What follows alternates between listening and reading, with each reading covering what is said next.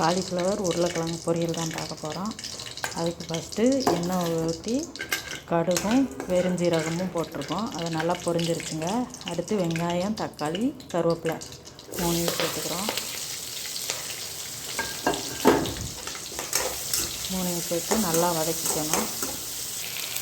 லைட்டாக வதங்கினதுக்கப்புறம் இஞ்சி பூண்டு தட்டி வச்சுருக்கிறேன். ஒரு சின்ன பீஸ் இஞ்சி, 4-5 பூண்டு பல் இது போட்டு தட்டி நல்லா வதக்கிக்கணும். வதங்கினதுக்கப்புறம் சின்ன உருளைக்கிழங்கு ஒன்று, அதையும் வதக்கிக்கலாம். இது ஓரளவு வதங்கிடுச்சுங்க.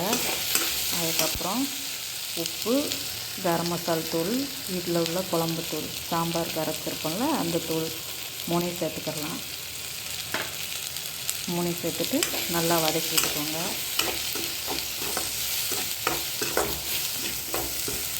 இது கொஞ்சம் நேரம் வேகட்டும்.